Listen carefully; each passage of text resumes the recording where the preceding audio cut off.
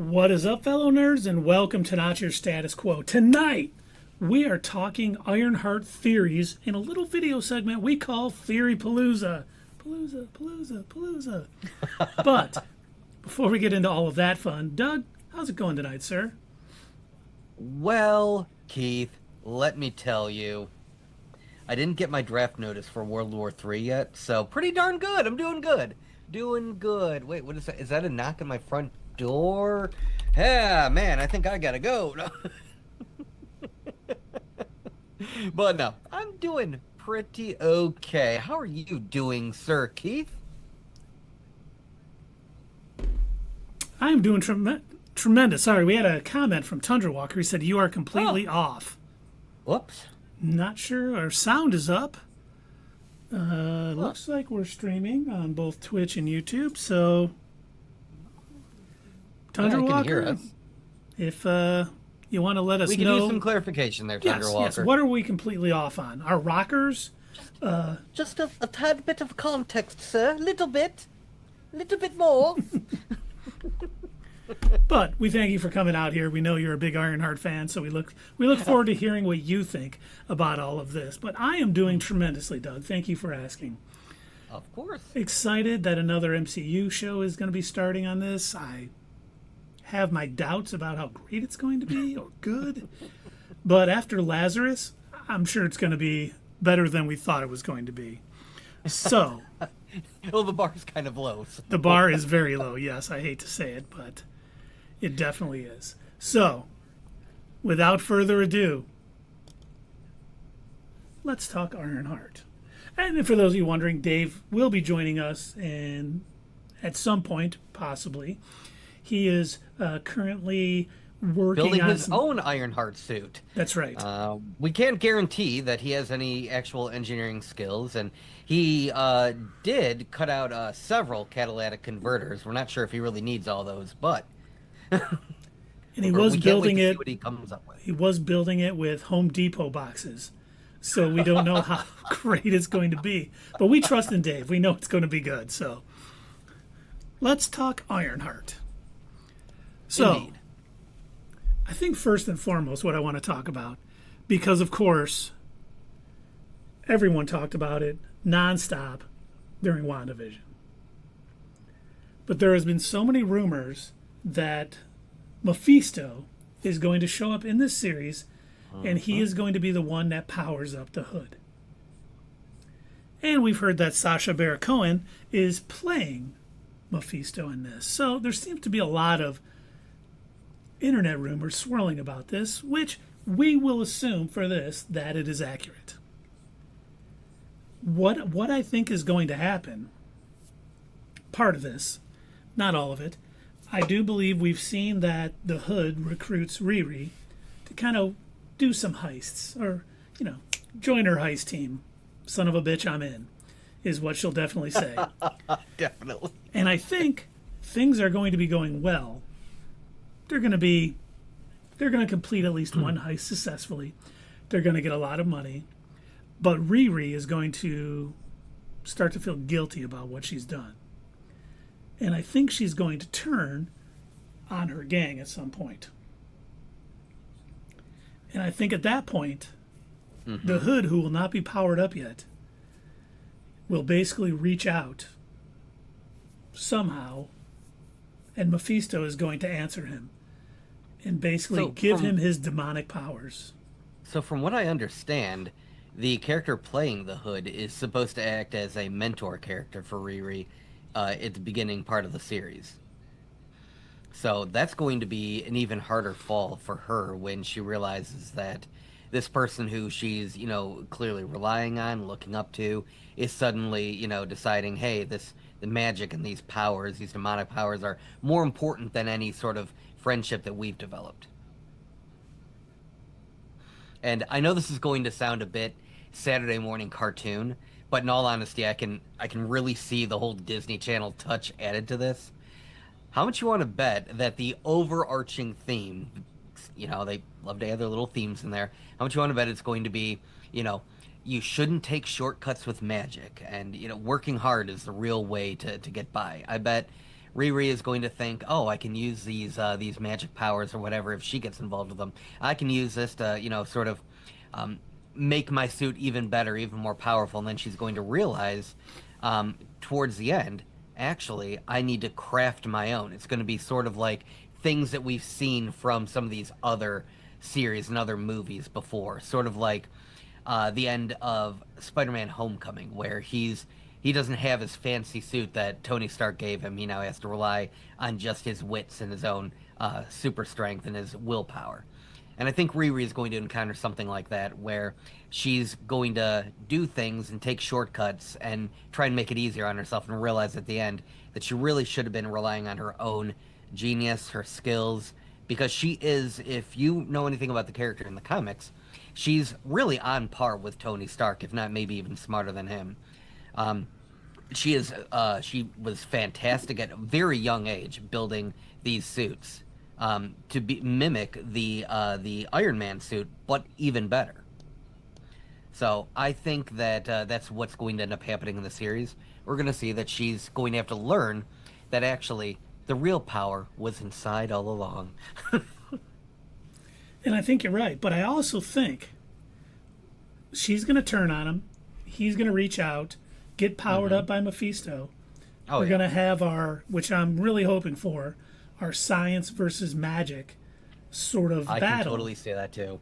But then I think the Hood is going to realize who he's made a deal with.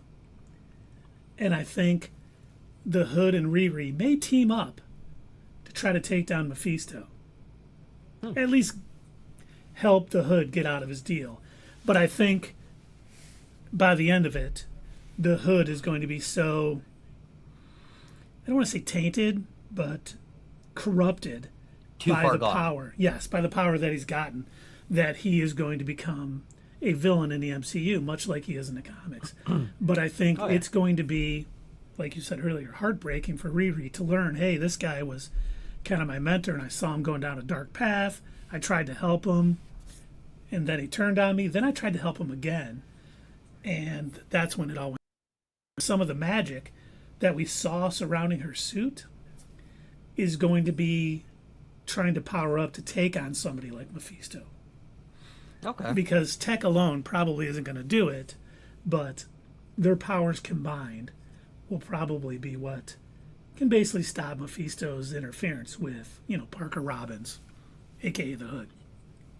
Keith, I'm an 80s, 90s kid. You cannot say powers combined and not, instantly Captain Planet pops in my head. You know that. You can't do that. Now the Captain Planet theme song is going to play in my head the rest of this stream. Hold on, let me push the button. Kidding. I wish I would have known that, because I would have done that. Captain Planet, he's our hero. But now let me say something else that I think this is going to lead into. Okay. I was thinking about this. Everyone is assuming that Riri is going to be recruited by Miss Marvel and Hawkeye to join the Champions. I don't think so. I think what's going to happen after the show, the whole magic versus technology and her dealing with Mephisto and the Hood, I think she's going to be recruited by the Midnight Suns. Oh, okay. That's a different direction than I thought you were going to take it. The more I watch it and more I see the science and technology aspect of it mixing together, the more I think they're going to have the Champions / Young Avengers be Miss Marvel, be, Kate Bishop, maybe be Elena, even though she's part of the New Avengers. So, they're going to Patriot, things like that are going to all be there. And I think Riri is going to join the Midnight Suns. I do like that idea much better. I assumed, and I don't know, maybe I'm just jaded at this point. I assumed they're going to probably go with a much goofier kind of ending. And no, I don't think it's going to be, the sequel to Rogers the Musical. But this is what I immediately envisioned in my head, was that Miss Marvel was going to show up to try and recruit her. But who's going to turn around in the chair but Elena? Probably eating an apple or something, just to be like, you're too late, kid. She's already with us. Boom. I like that. And then we'll see Just because I Ironheart want, will return in the new Avengers something something. only because I want to see Yelena in everything, because she is Right. awesome. I just want to say, Carrie is in the chat on YouTube, and she said, "Oh my God, I'm actually live. So happy Yeah. you're here tonight. So good to see you. With all that's going on in the world, we need to talk a little Ironheart and keep our minds off it." But I think, I think it could go either way. I keep thinking Midnight Suns because we've been hearing that they're really not deep in development, but they're getting into development of a Midnight Suns movie because they do want to have that come about. Have Blade, have Ghost Rider, Riri with some magic might be a good addition. Man Thing, Werewolf by Night, Elsa Bloodstone. There's a lot of sort of those characters that they could build out, and they could really, build out on the supernatural end of the MCU, which we have a rumor after all this. We'll talk some rumors that kind of goes along with that, which helped me kind of get through all that. And I really think as a character, she would be a better fit right now as a Midnight Sun than as a young Avenger or champion, whatever you want to call it. So the other thing that Hold on, Carrie says, the multiverse sucks. They have dropped the ball on it. Yeah. So you're not wrong. I'm looking forward to Phase 7 and beyond. And when we get away from this and just tell good comic book stories without needing to have the nostalgia of old characters, old actors that played it, bring it in and all that stuff. Oh, ours, yeah. Ours kind of sucks too. Yes. You are correct. Yeah. Well, You're not wrong, don't Carrie. worry. When Not Your Status Quo moves into our bomb shelters, we will still attempt to stream live. Granted, our camera is made out of cardboard, and our TVs are made out of cardboard, and everything else is also made out of cardboard. But imagination, that's key.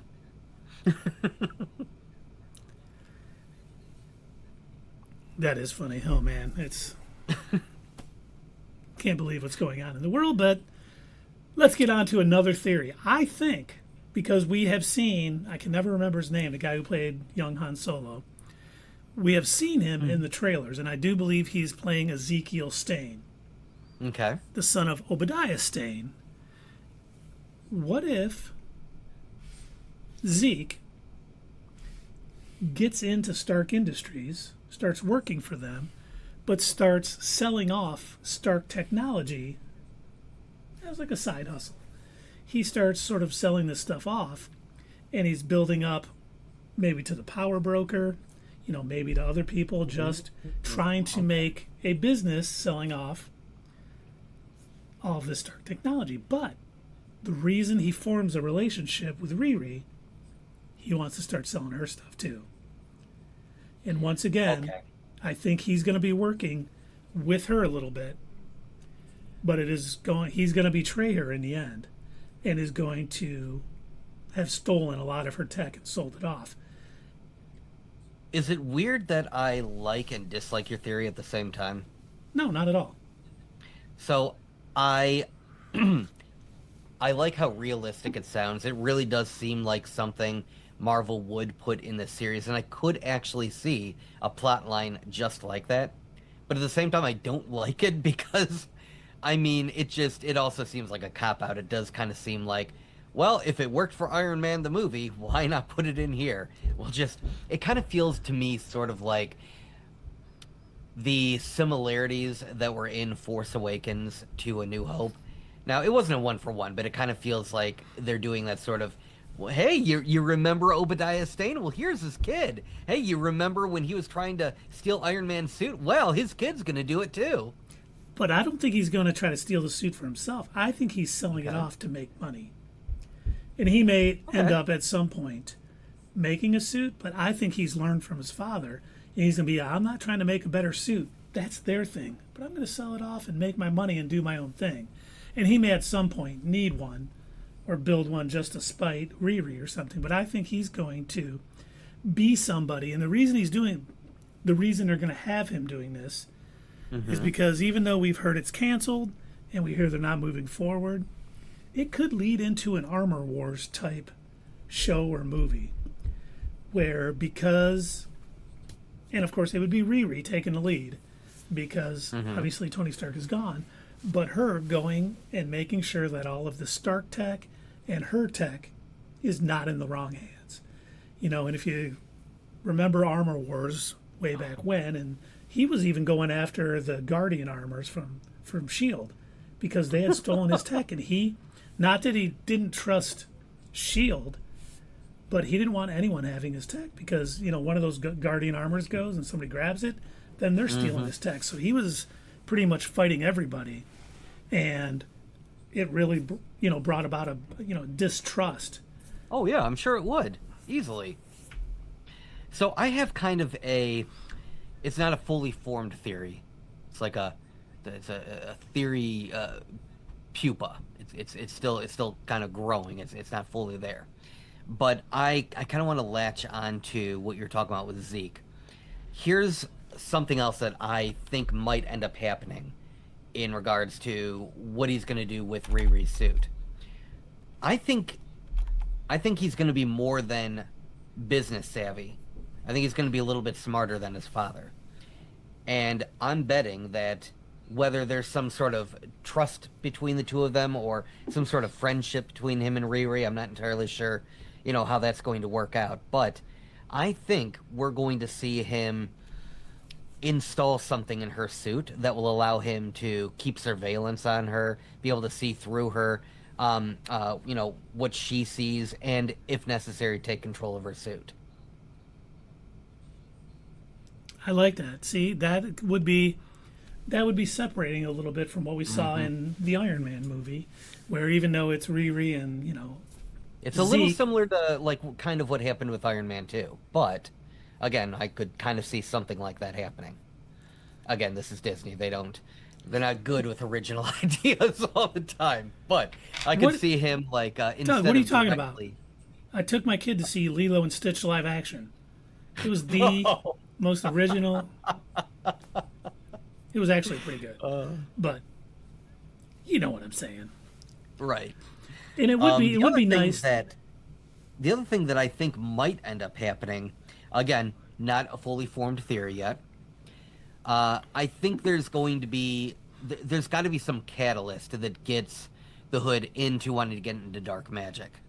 I don't know what exactly it's going to be. I don't know if he thinks that he can use it to save somebody, like you know, a sort of Anakin go into the dark side thing where promises are being made. You know, I don't think it's going to be straight like for a power grab. I feel like he's not going to, because again, he does start off as a mentor to Riri.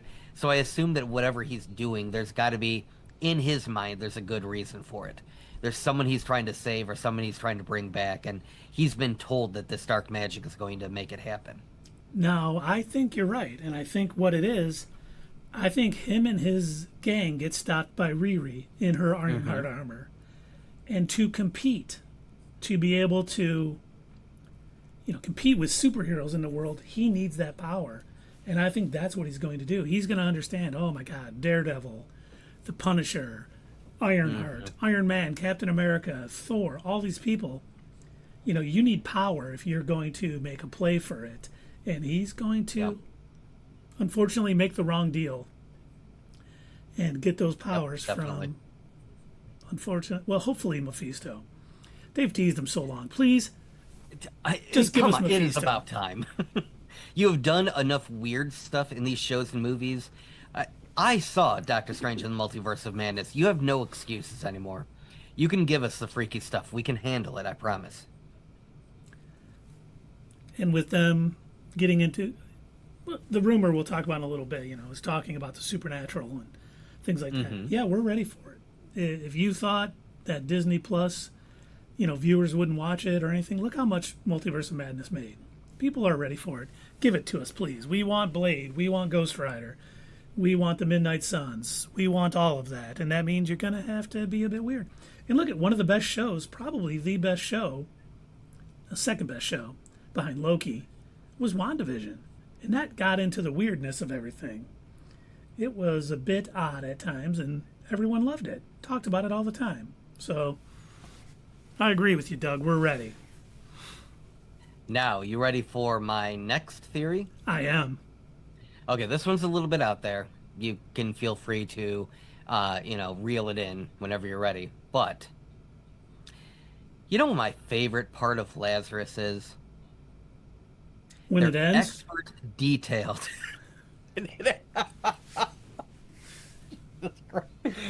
Other than when it ends. Oh, okay. I would say their overall attention to detail, their expert description when it comes to hacking. Everybody knows that when you've got a hacker character, they just have to have really fast typing skills and, if possible, multiple keyboards and multiple monitors. And the faster they type, the quicker they hack. Well, did you know that there's going to be a hacker character in Ironheart? Oh boy. Okay, so first off, I can already guess. I don't even know this really counts as a theory, but I guarantee it's going to be your average run-of-the-mill TV hacker character, and I broke into the system and blah blah blah blah blah. And I can imagine being something dumb like that. But here's where my theory comes in. I think this character is going to be not only just your average TV hacker kind of individual. I think this person is going to be able to hack into not just technology, but into magic as well. I think this person might not even necessarily... I don't think this person is being truthful with the rest of the team. I think this person is looking for somebody else. This character named Slug is played by Shea Coulee. And I think that this individual is looking for something else and is just kind of using this team. And I bet you any money that they're going to use her expert hacking skills to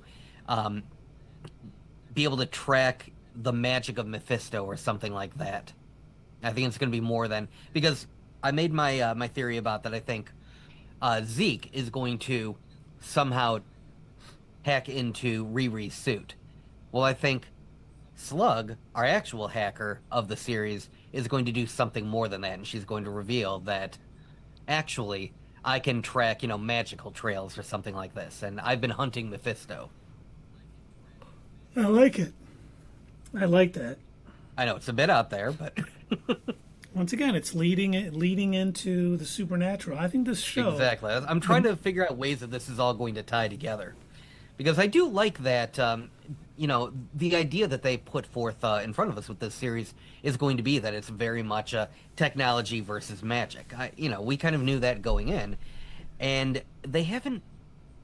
I guess to their credit, it's probably good that they haven't revealed much. It gives more, in the way for us to be surprised, but we haven't really heard much about how all of that is going to mix together. So I hope it's interesting stuff like that, where we're actually seeing the worlds of technology and magic kind of meshing together in ways that we hadn't imagined. Now, do you think we're going to get any cameos from anyone from Comatage? I think it's possible. Okay. With all the magic that's going on, we may get... You know what? The hacker girl may have been a former student. Ooh, I could see that. And that would be, she can hack, but she can also use her hacker skills to kind of track magic and maybe break down spells and learn more about them. And maybe she fled during the Multiverse of Madness when all that happened. So... How cool would it be if we had a character that could actually hack somebody's magic spell? Right? Somebody is casting a spell and she's able to disrupt it. Oh, man. That's actually kind of a neat thought. I don't know that they would actually do something that interesting and out there. Yeah. But imagine somebody that could think the same way that Stephen Strange does, where he's able to incorporate his scientific and medical knowledge in order to understand magic different than other people. What if we had somebody who was a hacker that was able to understand the intricacies of a magic spell from the mindset of like a hacker or a programmer? Yep. Like, oh, all the spell really is just code at the end of the day. It really is. And she'll be able to break it down, and she is going to help track this down. And all right, I'm getting ready to cast this awesome water ball spell. Hold on. Hey, whoa, what are you doing? I'm giving it a little bit of ice.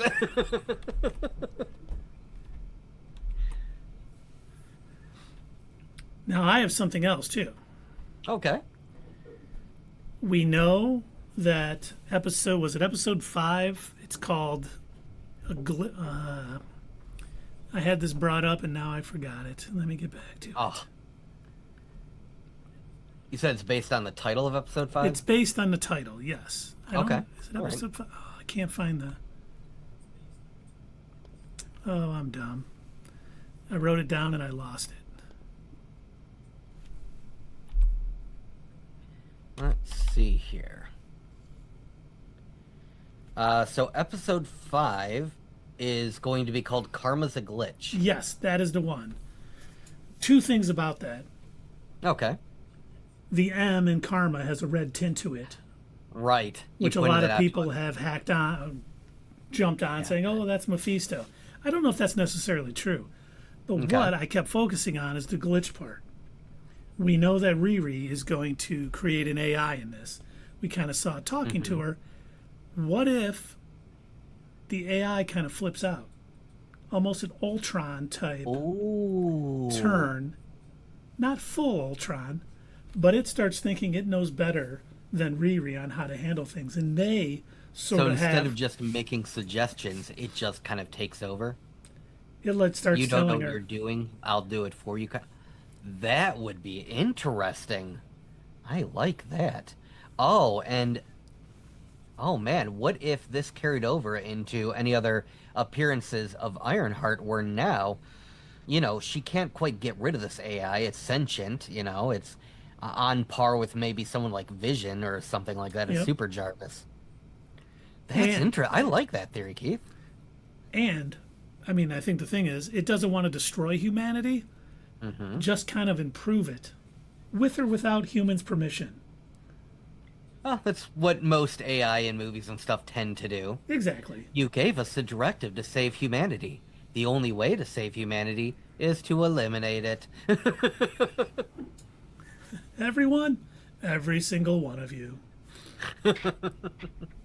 We're going to build Terminator robots. No! Where's John Connor? Oh, well, if we're talking about Terminator Terminator Dark Fate, then he has some new holes in his chest. Few. Now, I also wanted to talk about, we kind of talked about tech being stolen, maybe Zeke's a little bit at the heart of it, leading to some type of Armor Wars type thing. We talked about cameos. What if War Machine cameos? Okay. Kind of to follow up with her, say, hey, just want you to know I'm here for you. I'm not against what you're doing. I'll work with you. If you have any questions, I can help you. Build up that team, because we know that him and Iron Man worked really close together. And, obviously, for those of you who've read the comics, she had a Tony Stark AI that helped her. And she's not going to have that in the MCU, it doesn't sound like. So maybe it's Rhodey kind of helping her. Well, this is kind of how he did things, and introducing her to maybe some of his tech that she didn't know about to study and understand. So he could be that bridge that the Tony Stark AI was in the comics. Oh, what if they had kind of a less than friendly relationship? I won't say they'd be enemies with each other, but what if he was under the assumption that, I can create a working relationship with this young lady who, is developing these suits like Tony. I'm betting that we can have a good working relationship. If I'm still doing things with the Air Force, with the U.S. government, we can help each other out. And then she's going to reject it and be like, no, I don't want to sell out to the government. What are you talking about? I already got involved with all that mess. I don't know if you saw Wakanda Forever, but... Come on, Rhodey. Do you know what happened? Get with it. And here, hold on. Let me put it in real quick. I've got the Blu-ray. Actually, I know how the meeting is going to go. Okay. She's going to be like, oh, Rhodey, thank you for stopping by. What's up? I was just wondering, I know you built that machine to kind of find a vibranium. Could you find a scroll detector? I don't know if you saw Special Investigation, but man, I had some trouble with them guys. Oh no, I'm sorry. Actually, nobody saw that. No one watched that. Rhodey, I'm so sorry. I know that you were in it in the last episode, but yeah. I just remember they made a lot of great decisions. Killing Maria Hill, having the people who were actually replaced by, scrolls be as predictable as anything else ever predicted. But yeah, it was a good show. And then It was a good having show. a stupid Power Ranger fight at the end of it. Yeah. Boy, those special effects were amazing. Yes, they were. They made good use of that budget. So I understand Rhodey wanting to get on this show to distance himself from special investigation, of course. Right. He needs a good show now. But the thing is, this was made years ago. Mm-hmm. And at the time, it was supposed to lead into an Armor Wars series or Armor Wars movie.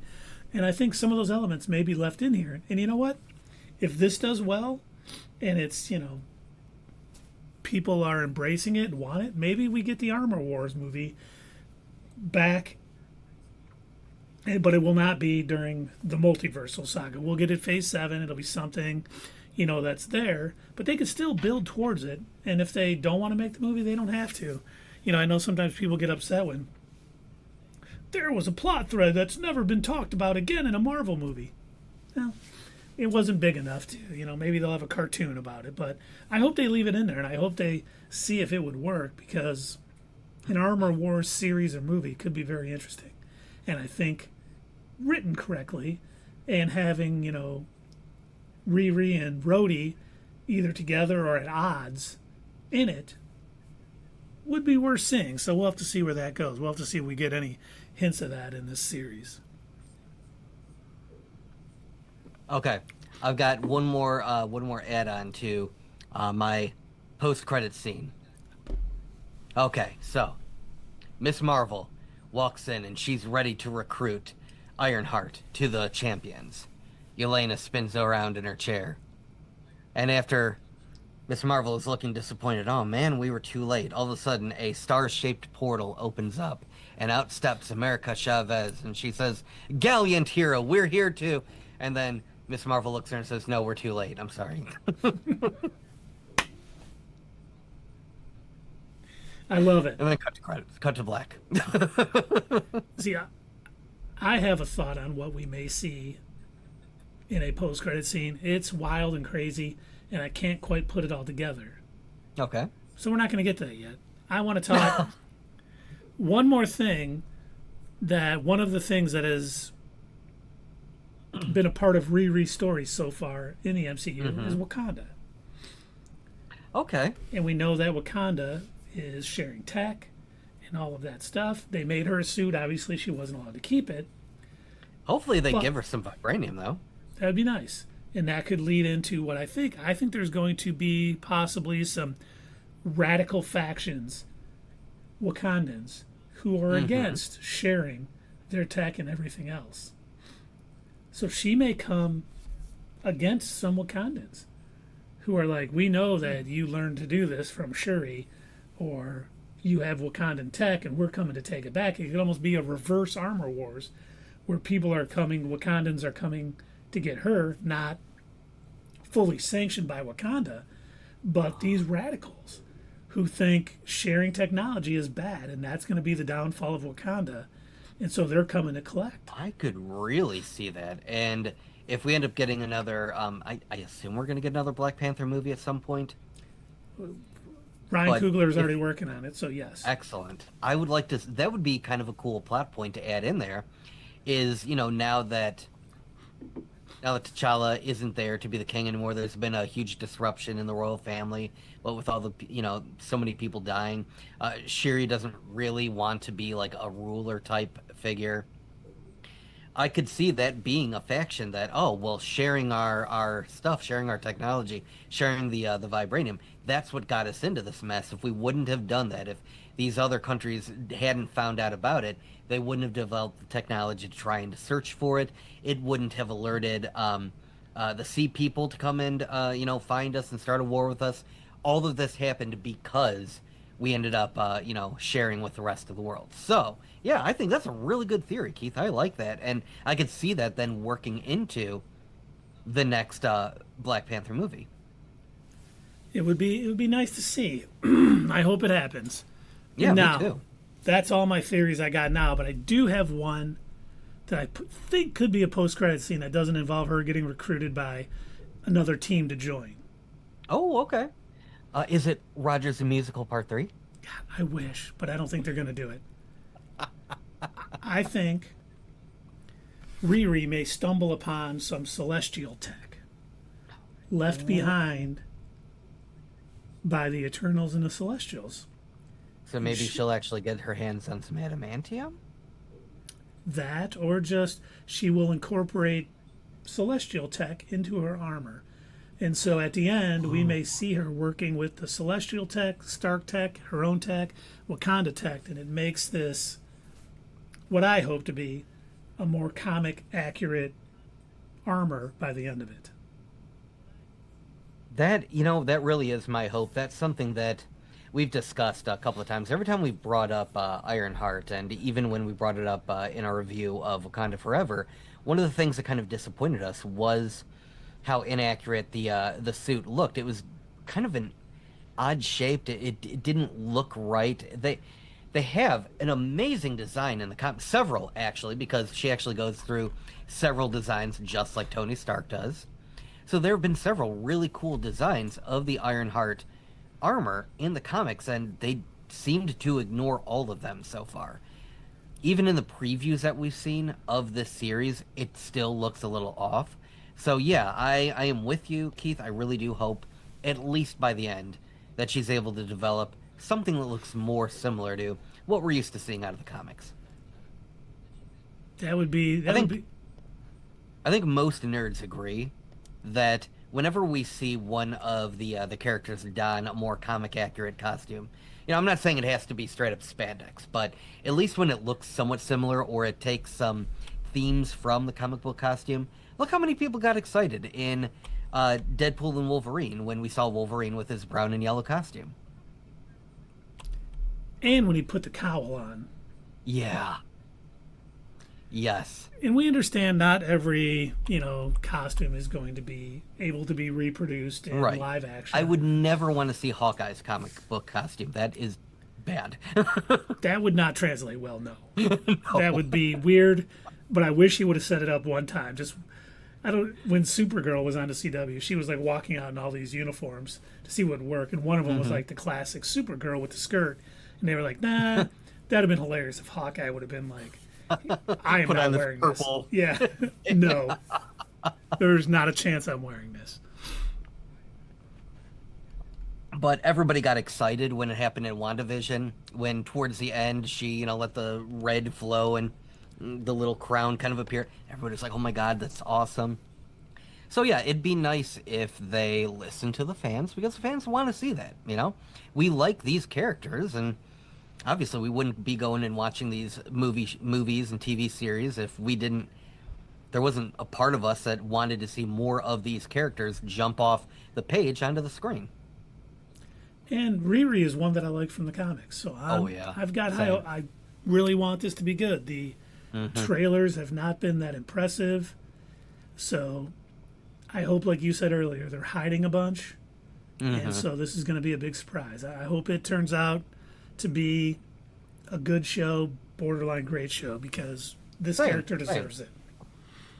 Like right now, my hype level not super high for it, because again, I haven't seen anything that's really drawn my excitement, but my hope for it isn't in the gutter.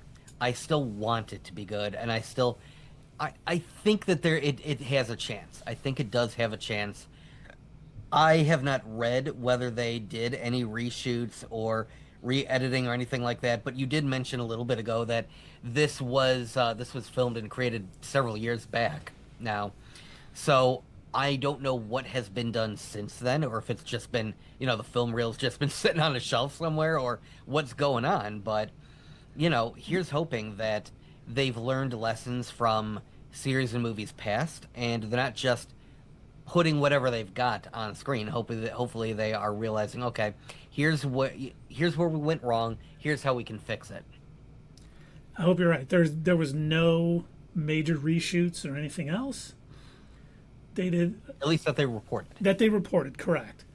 There was some normal amounts of reshoots that happen anywhere, so hopefully, that's a good sign. Hopefully they like what they got, or it's something they think's not good, but everyone ends up liking it, because I do think they thought that about Echo. Like, this is terrible. They had some focus group. Good. Yeah, they had some focus group like, we don't like it. And they were probably the people going out and saying, let's go see that next Michael Bay movie. Yeehaw, yippee-ki-yay. So let's hope it's good, because it's a good character. She deserves it. Mm-hmm. So, and I'd like to see her down the road more. I'm curious what all of you out there who are watching us, what do you think? If you are watching us live, if you're watching us on Twitch, put it in the chat. If you're watching us live on YouTube, put it in the YouTube chat. Or if you're watching us after the fact on YouTube, put it in the comments down below, because I really want to know what you guys think. What are your theories for Ironheart? Are you excited for what's coming? Like, what's your hype level? What are your theories? Do you think we have a good chance of seeing Mephisto? I mean, I think they've got to by this point. You cannot keep teasing this character and then never put him on the screen. So I'm curious what all of you think. Go ahead and let us know in the comments. We'd love to hear what you have to say. Absolutely. Ooh, absolutely. And for everyone wondering, yes, it is a heat wave in Michigan right now. Yes, I'm drinking warm coffee, and yes, I'm wearing a sweatshirt. I'm in my basement. It is very cold. Same with me. It was 98 out in Michigan today, and while I was outside and upstairs, I had shorts and a t-shirt on. Unfortunately, I do film in my basement, and it is freezing down here, so I do have a hoodie on right now. But yes, it's okay. Oh, we did get a comment here. Let's see. Carrie says, no clues, but it's always nice to have a new Marvel show. Agreed. Oh, yeah. Are you excited for it, Carrie? Are you waiting for Tuesday night to watch? I mean, I feel a little bit torn on all this, because I've always liked the character in the comics, but the trailers haven't done much. So I'm hoping that they just put together some crappy trailers, because they didn't want to give too much away. And yeah, I hope so too. We get I really do hope that's the reason. Say, Keith, I noticed that you are not wearing a sweatshirt like me. Would you like to know where you could get one of these? I would. Actually, Not Your Status Quo has a merch store. In fact, it's right there in the YouTube chat, and it's right there in Twitch as well. So if you head to the Not Your Status Quo merch store, you can get a lot of awesome fanny packs and sweatshirts and t-shirts and mugs, stickers, whatever you want. Whole bunch of awesome stuff, especially stuff from some of the shows we've reviewed in the past. So definitely check that out. Get yourself some warm clothes in case you're also a basement dweller like me and Keith. Yes. And stay warm in this squelching heat of Michigan summer. That's right. Okay, Carrie said, not exactly excited because I don't have a tie to it. Understandable. All right. And I'm old, so I imagine it'll be like Miss Marvel, but I thought Miss Marvel was cute. See, I enjoyed the Miss Marvel show too. I mean, it's always nice to get a different perspective, seeing her as a Muslim family and how they interact and how they thing was very interesting to me. I've always liked the Miss Marvel character for the same reasons. I'm an old white man. Oh, yeah. So seeing other cultures and how they interact with their kids and everything else is exciting. So it'll be interesting to see how they incorporate, Riri's race, her experiences. It's going to be a lot different from what Tony Stark had growing up, with rich parents and everything. So they might be able to, incorporate some interesting things into, and they did in the comics. It was very well done. the differences between her and Tony and what he went through and how she was brought up and everything. So they get that. I think they're going to get a good job. So I just thought of one more theory. Oh, let's hear it. Okay, so everyone constantly uses the a meme or a GIF or a video clip or whatever of one of Obadiah Stane's most famous quotes from the first Iron Man movie. I think you already know what I'm talking about, where he's yelling at the guy at Stark Tech about how Tony Stark was able to make his suit with a box of scraps. Well, I think it would be dumb of them if they didn't have Zeke, Obadiah's son, also utter a similar phrase, yelling at maybe his own people. Like, why can't you, incorporate this virus into her suit? Riri Williams built hers out of a bunch of scraps in a garage, or something like that, to that extent. Written funnier and better. I am not a writer. She upgraded her tech with magic based on a spell book written on a notepad from a third grader. By goat herders! Yes, I could see something like that. And it would be dumb of them if they didn't do that, if they didn't take advantage of that, because that movie came out in 2008, I think? Iron Man? Yeah, it did. And like I said, to this day, people still use that as like a reaction GIF or a meme or whatever. It's used in different meme formats. So it's been around for a very long time, and people still know that phrase from that movie. So it'd be a nice little nod, a little like, oh yes, we know our fans, and we know that this has been spread on the internet since the dawn of time. So if Disney has, a brain cell to share among them, they will take note of that. Let's hope so. Let's hope so. And Carrie, just one other thing I want to say. You are not old. You say it. No. And I'm old, which is not true. Carrie, aren't you like younger than me? I'm pretty sure you are. You might feel old, but you are definitely not old, young lady.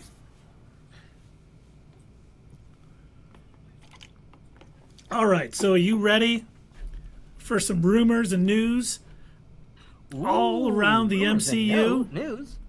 Why, yes, I am. Okay. Have we heard word from Dave before you get into it? Is he all right? Is he taking over the world with his new Home Depot back suit yet? Not yet. He said he's trying to fly in his backyard, and he hasn't quite got more than 2 inches off the ground yet.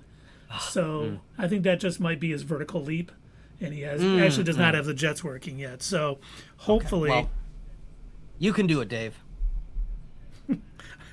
Carrie put, not as old as most of our fellow Livonia residents, although they're aging me rapidly. Yeah, I believe it. We understand. Oh, I believe it. Trust me. I see the Facebook posts, man, and I cringe.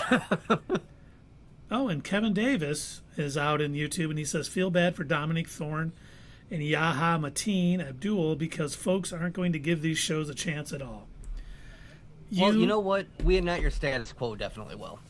Yes, and if they're good, we will preach it out to everybody, and we hope it does well, because if you're not watching a show because of a character's race in it, then that is so dumb. It is extremely dumb, and you're missing out on a lot of quality, programming. Trust me, when Keith and I say that, we like these characters, we're not just, pandering or anything like that.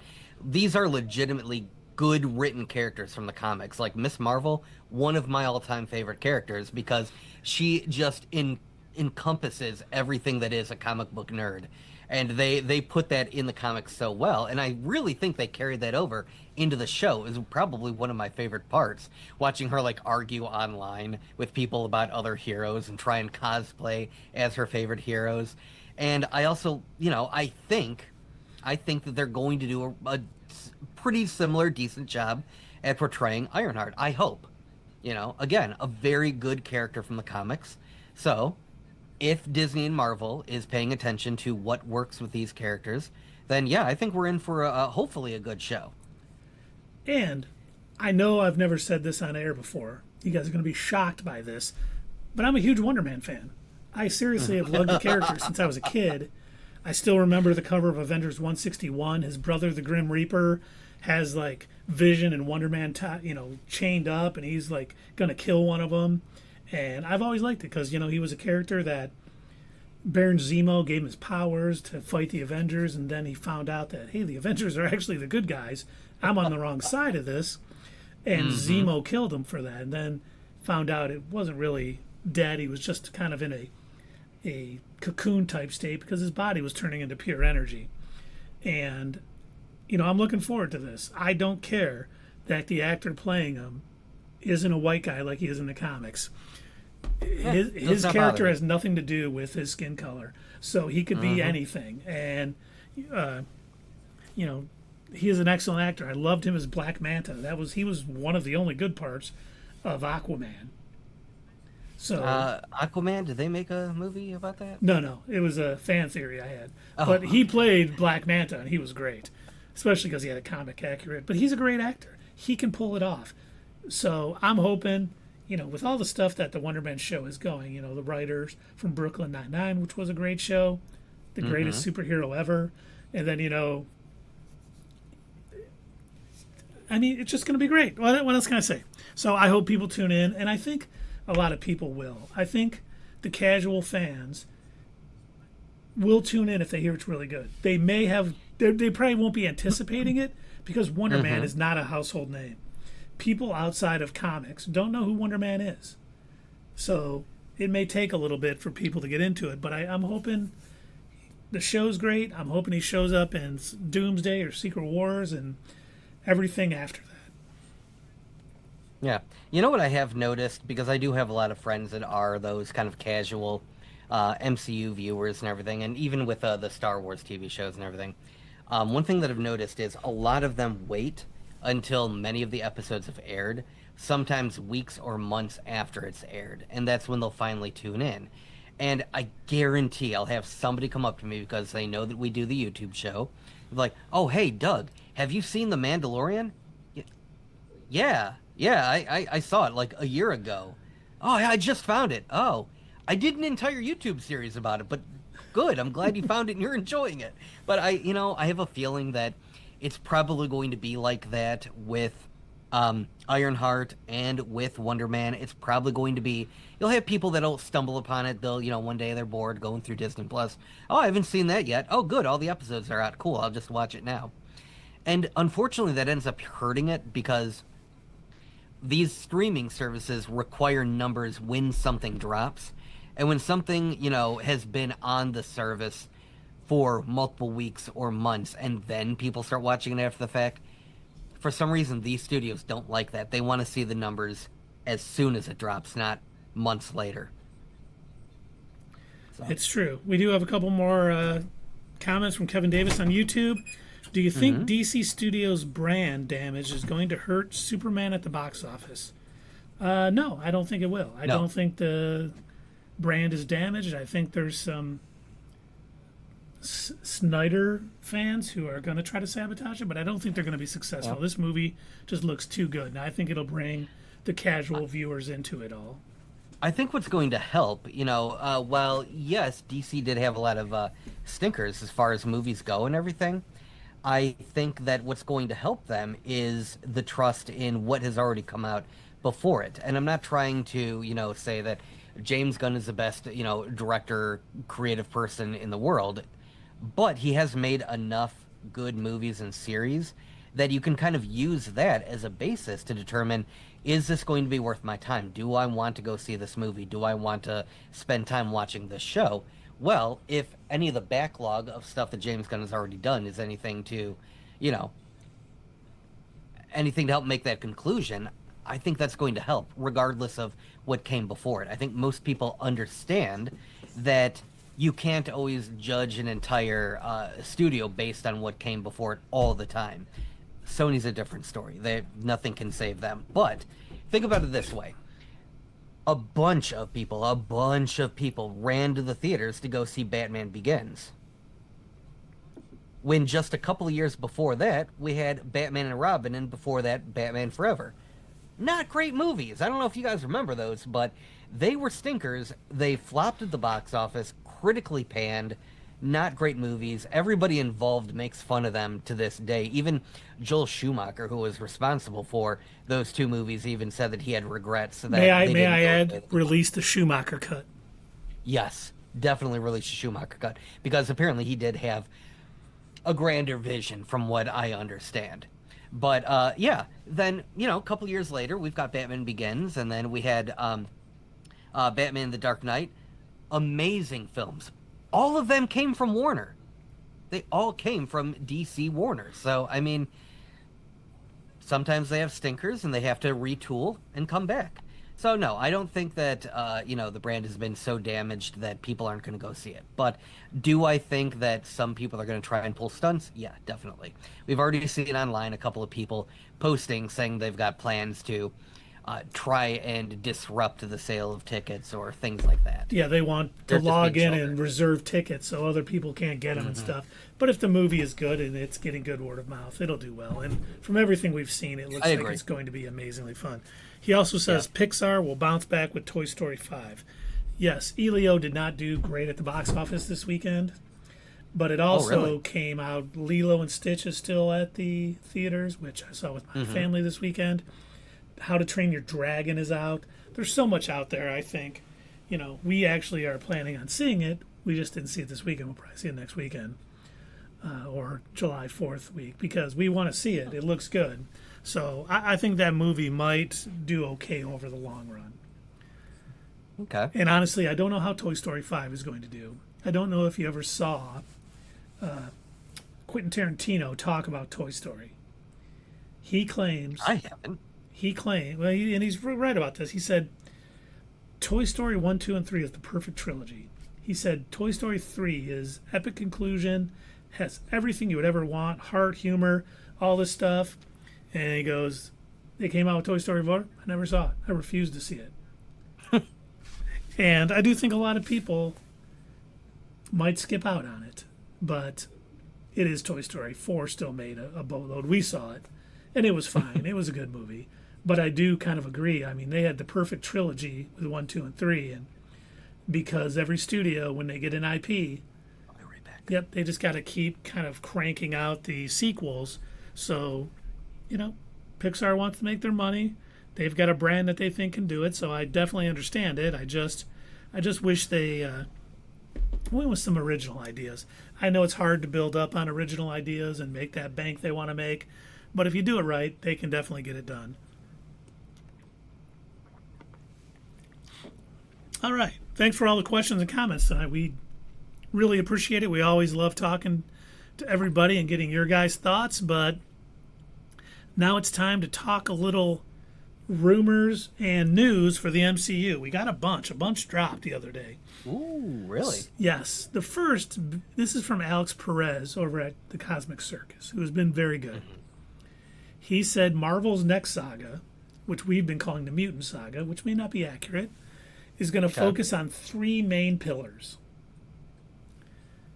The cosmic side, which I'm thinking Annihilation, Nova, Guardians of the Galaxy, all that good stuff. Obviously mutants, the X-Men, all of that good stuff. And then finally, the supernatural, which is what we talked about earlier with me thinking Riri was going to be recruited by the Midnight Suns after her series because it's going to be a little more heavily dabbed in magic than I think people understand. And he added that side stories will serve as a basis for the introduction of new characters and key elements for other productions, but the big events will revolve around these 3 central themes. Okay. All right. Which definitely sounds good to me. That definitely sounds like a good time. So I hope that one is accurate. It sounds like it is. Alex is usually pretty good over at the Cosmic Circus. Excellent. That's good to know. And he also added, the supernatural side of the next MCU saga will reportedly be very dark, very demonic, and something out of Guillermo del Toro fever dream. Oh, interesting. Okay. They may be talking about that now. I wonder if when they go to put it to press, if they're going to continue with that. But that sounds good to me. I mean, that's what you kind of want out of, the supernatural side of the MCU. You want demons and you want, evil wizards, and you want all this stuff, vampires, monsters, stuff like that. So if it's going to be very dark, very dynamic, and something out of, Guillermo del Toro, boom. Sold American. So make it so, Marvel. Yes, please. Allow your creative juices to flow. Feel free to get a little weird with it. I know it's like the second time I've said that tonight, but it's okay. It is okay. People will accept it. People will be happy. I saw Guardians 3. It got weird. It was fun. Yeah, I liked it.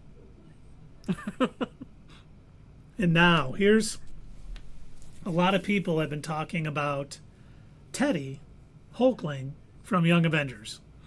Okay. Thinking he's going to be... I didn't know that his name was Teddy. Oh, yeah. Huh, all right. They are not going to introduce him until Phase 7. And he is going to be one of the central points of the cosmic side of the MCU. And for those of you who are unfamiliar with Hulkling, he is the son of a Kree and a Skrull. And he actually, currently in the comics, is the emperor of a combined Kree-Skrull empire. They probably won't get to that in Phase 7, but I think they're going to hint at it and have him be more on the cosmic side. Instead of being on Earth with the champions, I don't see him being Earthbound. I don't see him working with Miss Marvel and all of that. I think he's going to focus more with Guardians, maybe Nova, Kree, Skrull, all the cosmic stuff that's going on. I think he'll play a bigger role in an Annihilation storyline than he would on things happening on Earth. You do think that Marvel isn't quite done using Skrulls yet? I do. Okay. They've got to make up for what they've done.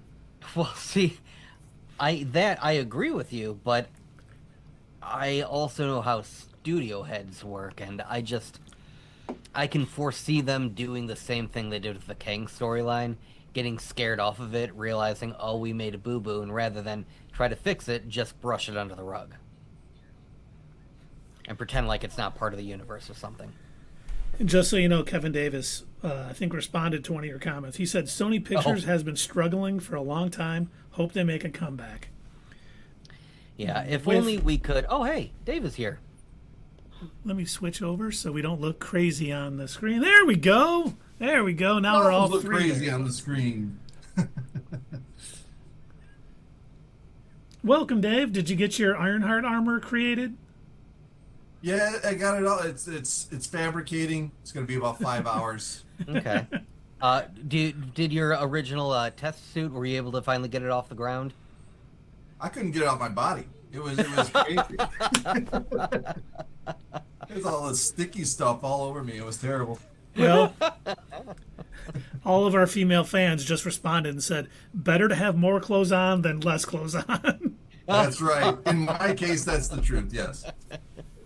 We're kidding. They all adore you, Dave. I see we got a lot of action in the chat tonight. Now, in response to you, Kevin Davis, I will say this. What do you mean they're struggling? Did you not see the last couple of movies? I mean, Kraven the Hunter,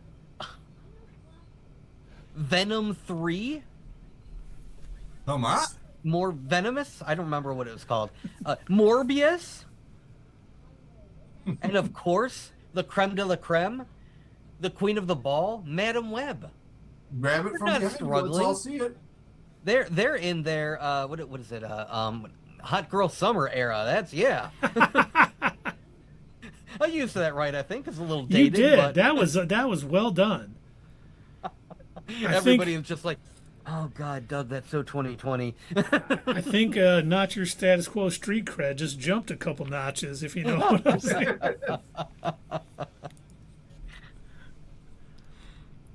All right. The next rumor / news, possibly, and this is one I shared in Slack with you guys, is that Marvel Television is considering doing a show dedicated to the Defenders. Marvel and considering order the show for Disney Plus. So it would be like more like a standard show where it's season after season after season instead of kind of being a limited series. And once again, as I put in Slack, as long as it was better than what we got on Netflix, I'm not against it. You think they would have characters weaving in and out of that show, not always on the show? That would be a cool idea. I like that. Where you don't always have the same group of people that are the defenders. It's whoever is available and there to be a defender whenever something comes up. That would be a great idea. Yeah. Nice street level stories told with, it's not always the same, but there's a rotating cast of characters. And of course, Carrie Ward. Yeah, and just that's Carrie. That's funny. And just so you know, Carrie, with all of the talk going around, it does seem like Finn Jones is returning as Iron Fist for Daredevil, Daredevil Born Again Season 2. Which I do think, if they want to have a launch pad, we know that Daredevil is putting together an army to fight the Kingpin. That army could be the Defenders. Luke Cage, Danny Rand, Jessica Jones, Misty Knight. They're just giving him another crack at it, so maybe he nails it this time. You don't know. Maybe it was all bad direction. You don't know. We don't know. Well, look. I mean, think about it like this. They Carrie said that army needs to be better than those in the bar. LOL. Yes, they need some.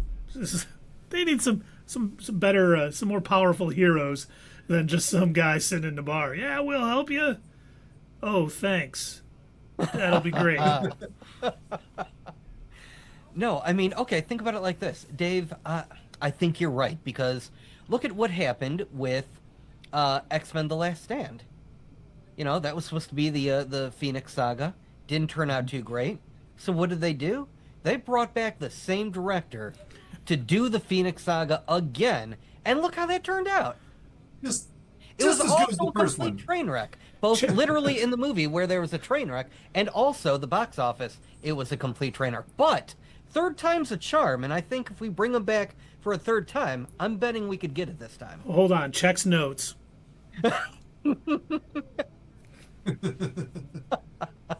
Simon Kinberg, he's too busy. He's writing his new Star Wars trilogy or whatever that he got signed up for. In which he will include the Phoenix Saga in the Star Wars movie. I don't know how he's going to why not? I could say that, why not? We've got a young Jedi named Jean Grey. Wait, what? She's the most powerful Jedi. Oh my God, she's mingling with a cosmic entity. She Simon? has become truly one with the Force. A Force spirit known as the Phoenix. Simon, come to my office, please.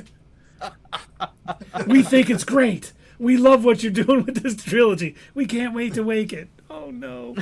Just drops another check on his Right. lap. Here's a bonus. And now here's another one that we did talk about. John Barenthal has joined the cast of Spider-Man Brand New Day. I am looking forward to this because those two characters they're not going to mix well. On one hand, you've got Peter Parker, who constantly is doing everything he can to pull his punches, to hold back, not to cause harm.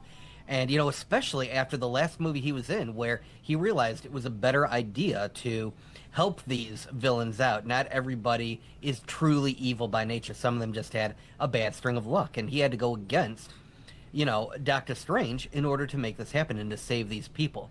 Now he's going to end up having to mash together and work with the Punisher, who does not give people a second chance and goes in guns a-blazing. That is not Spider-Man style.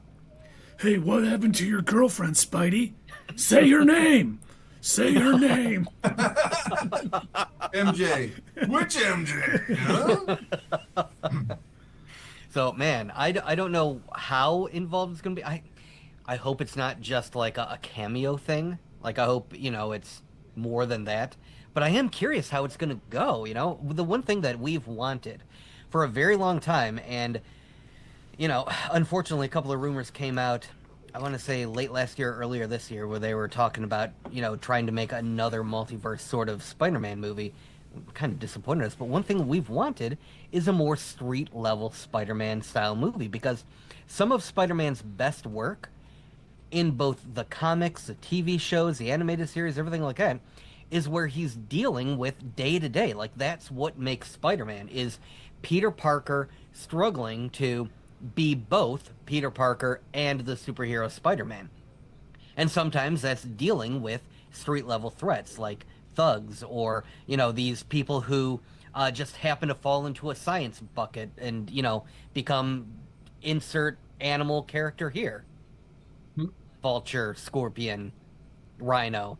He is your friendly neighborhood Spider-Man. He's from your neighborhood. Yes. Thank you, Dave. Yeah. And with the way No Way Home ended, with him in his homemade suit, just web slinging through the town, that we need that. We don't need another multiversal story. You did it. It was great. We loved it. We need to see this. And if it's something that Daredevil Born Again Season 2 leads into Spider-Man Brand New Day, man, I'm just throwing all my money at it. I will see it every day. If they're holding back on telling us that Charlie Cox is in that movie until we see Daredevil Season 2, that would be acceptable. Okay, I'd be fine with that too. I can tell you what's going to happen in Spider-Man Brand New Day. Oh? The Punisher and Spider-Man are going... They're going to be like, did you hear about that awesome superhero Wonder Man and how he saved the entire West Coast? No, Doug almost got up and left. Okay? But something's going to happen, and Punisher's going to be like, we need a lawyer, I know a guy. And they're going to bring Charlie Cox. He goes, hey, that was my lawyer already. So it's going to be... He's a really good one, too. He's a really good one. Will Daredevil remember Peter, since his case had something to do with Spider-Man? Or will that case have disappeared, vanished? He will not remember who Peter Parker is. Yeah, he'll remember Spider-Man and Peter Parker, but not as the same person. Okay. Well, he never knew him as the same person, did he? No, he did. Oh, yeah, he knew because he was defending he did, because he was the one who... he was helping Peter out when Mysterio revealed who he was. That's what I'm saying. Correct. All that entire court case, the deal with S.H.I.E.L.D., will that all just disappear? Because the way that spell worked, the more you think about it, the more plot holes it opens up. So I try not to think about it too hard, but it's so strange to... Pun not intended. It's so strange to think about, the repercussions that this has, not just on Spider-Man's friends and his relatives, but on the world in general. There's so much that this alters. Now, maybe you'll get into college now. The other character who is rumored to show up in Brand New Day, has not been confirmed yet. I think we've talked about it before. It better be Kingpin. Mark Ruffalo. Oh yeah, that's right. I don't care about that. Well, I hope not. It's okay. Cool. I have a theory. Okay, I want to hear your theory, because hopefully it's better than what my thought was. What if, while Bruce Banner doesn't remember that Peter Parker is the Hulk, or Spider-Man, the Hulk remembers? Does. Okay. I don't know how that would work in the movie, but that'd be an interesting premise.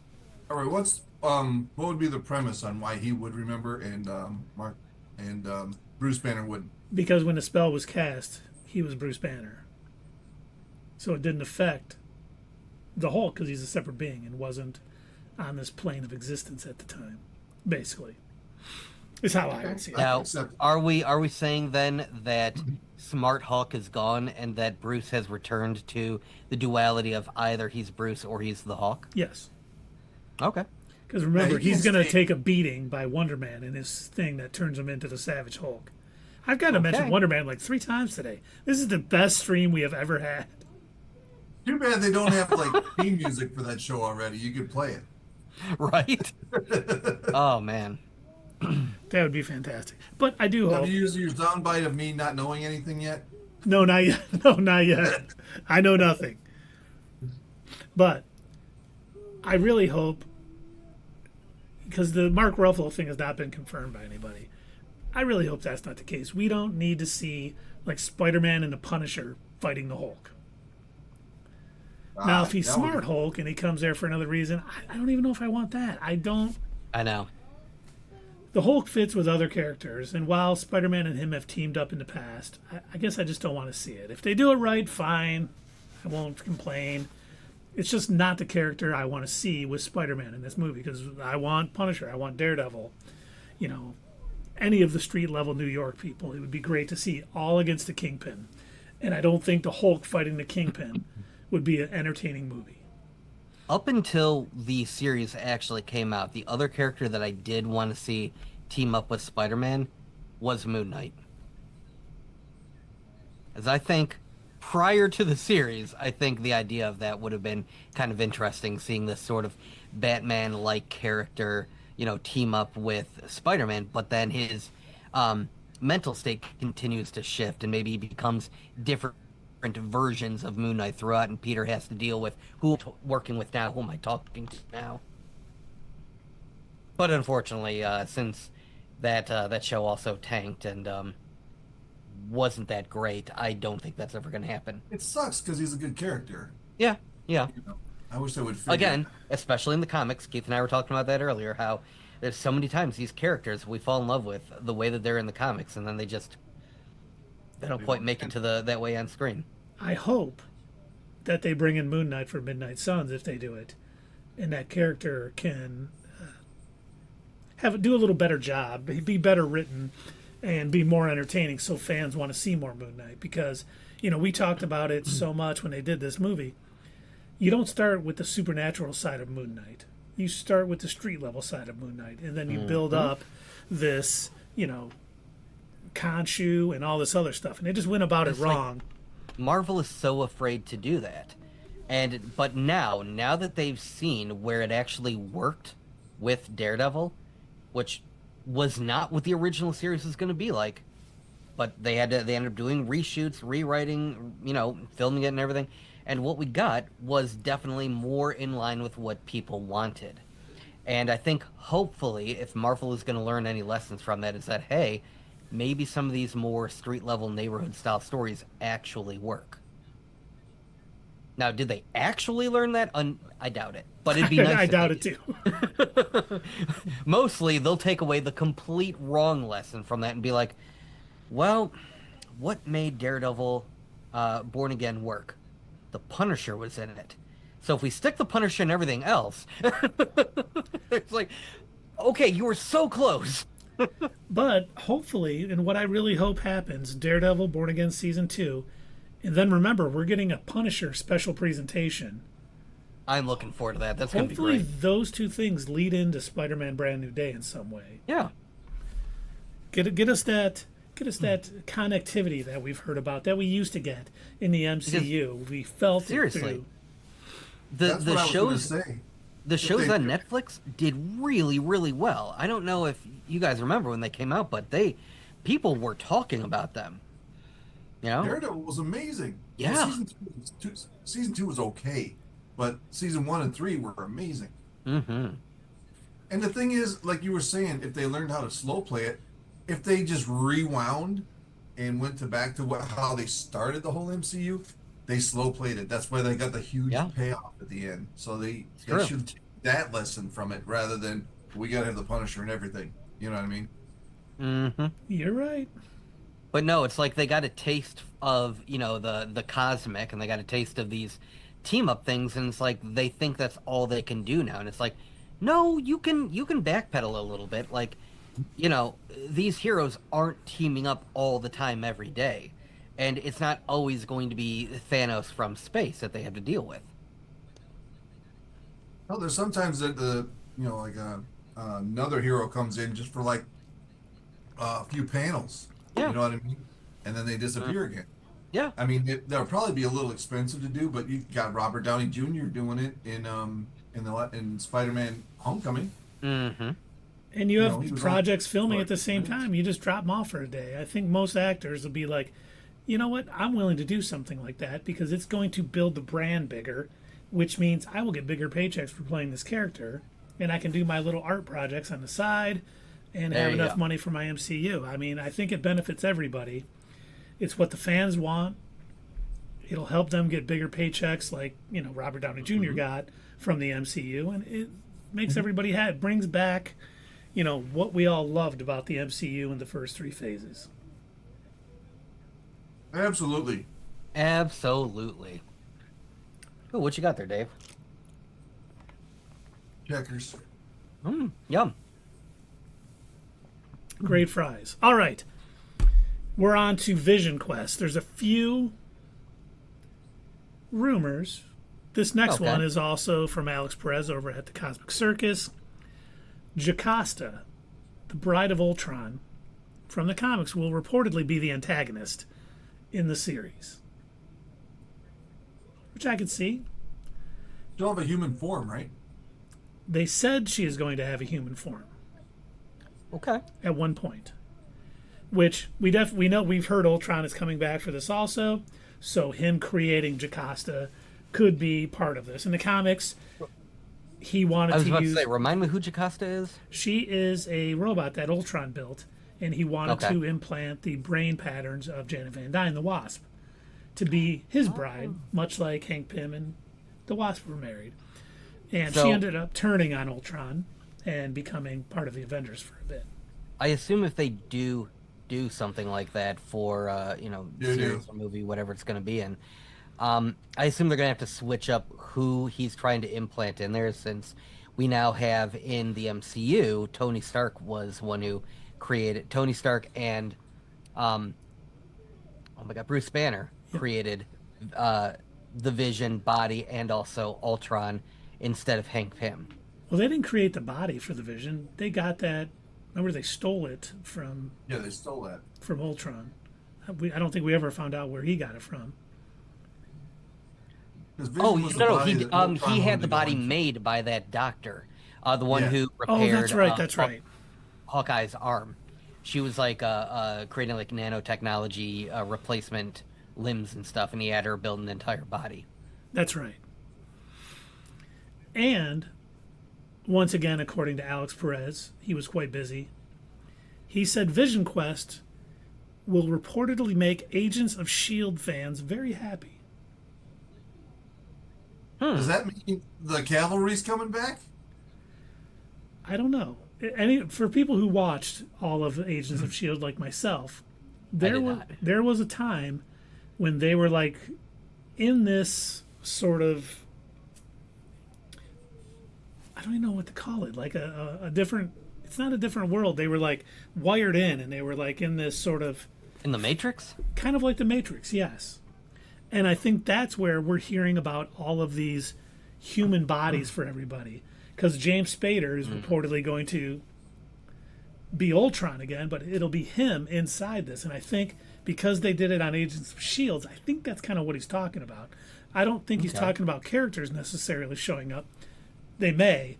I think it's more they're going to use this Matrix type thing that was on that show for a while, and that's where we're going to, Paul Bettany will probably be Vision in his body, James Spader will be Ultron, whoever they're getting to play Jocasta, it'll probably be her human form. We've also heard the AI Friday, was it Friday? And there was one other, are going to show up that, Tony Stark had. Friday was Tony's, and then what was the one that Spider-Man had that never showed back up?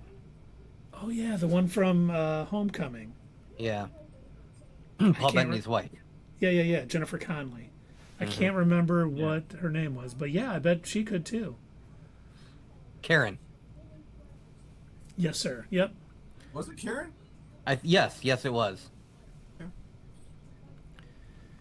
Joyce? I think at the time when the movie came out, I don't know if people were using the word Karen that way? In a bad way. Yeah. She never once asked to see anyone's manager. So, I think... Well, it was pre-Karen. Right.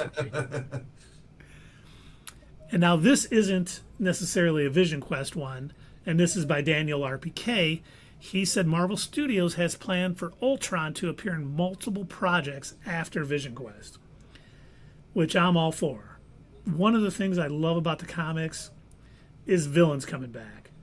I'm always excited when Ultron shows up again, or Doctor Doom back in the Fantastic Four, Annihilus, all the big ones, the Grim Reaper shows up in the Avengers or something. I'm always happy. So I hope we see them. I hope we see a new Avengers movie and they take on Ultron. I'm down for it. You think that they're saving money on CGI by having them act in their human forms? Yes, 100%. Yeah, I can see that. We know that. And, the reason you like them coming back is because you already know, there's not a whole lot of setup. You have the villain, you already know what he's capable of. You just get right into the story. That's probably has a little bit to do with it. Yeah. You're not wrong. Not to bring up that amazing X-Men movie again, but one of the things that they did to one of the things they did to save money and also, give Jennifer Lawrence a break was they had her remain in her human form more often than she was in Mystique form. So, yeah, understandable. Yeah.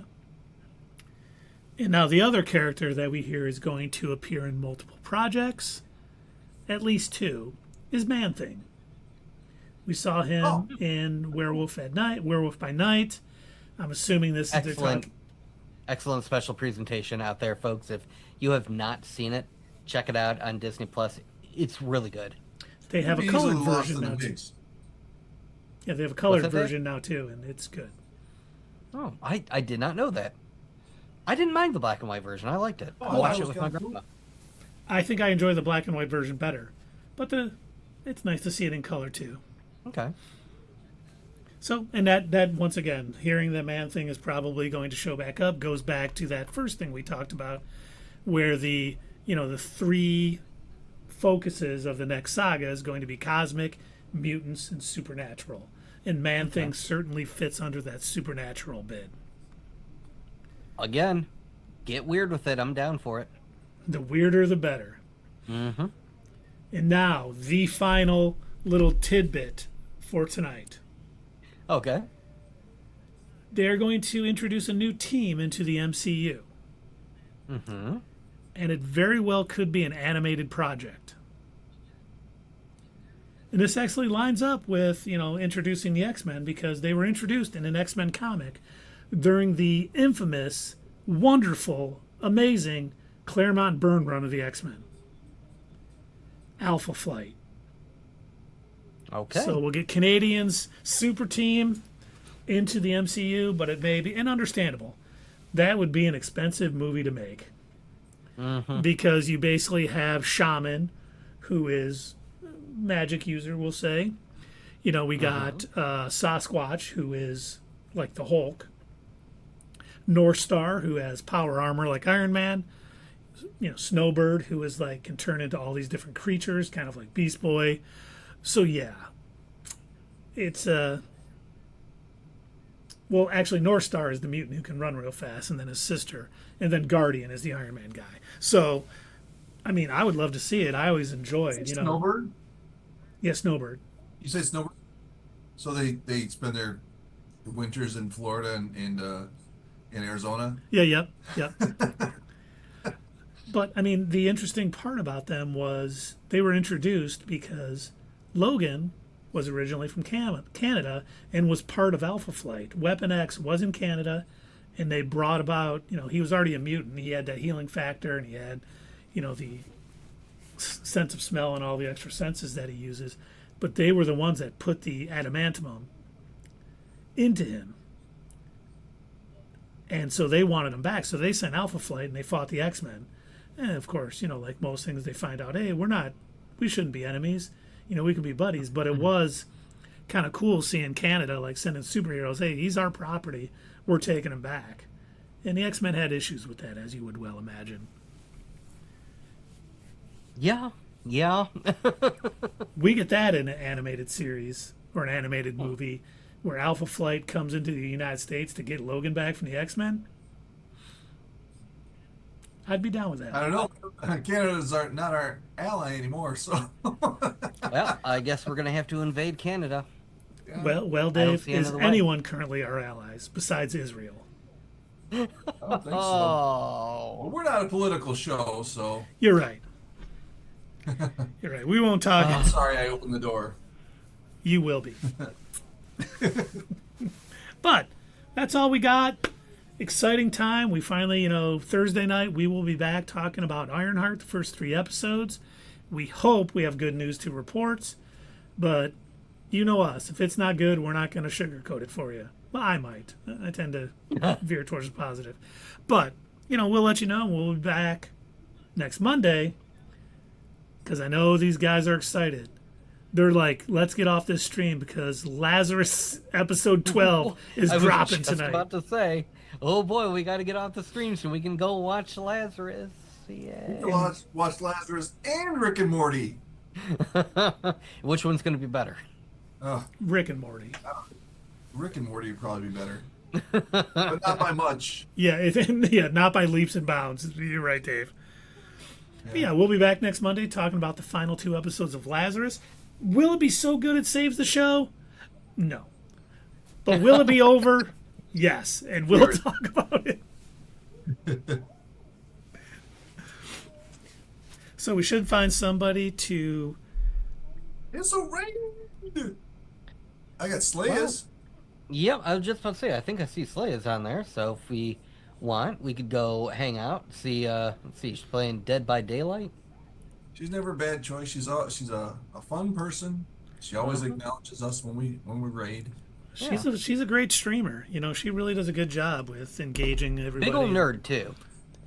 If you ever take a look, she creates some really detailed cosplay. Shows up to a lot of Comic-Cons. Huge Star Wars fan too. So definitely right up our alley. And for those of you out there that are wondering, what are those nerds talking about? They're gonna go raid this kind young girl. It's a good thing. It's a thing that you can do on Twitch. It's where we take all of our lovely nerdy viewers and we go hang out with another fellow streamer on Twitch. Now there is kind of sorta a thing similar to it on YouTube, but it's clunky and terrible, and we don't feel like bothering with their weird setup of the system. So for those of you that are watching us on YouTube, please make sure, if you haven't already, subscribe, check out our merch store, buy yourself a shirt, make sure that you comment down below, and of course, as Keith told you, we'll see you next time, right here on Not Your Status Quo.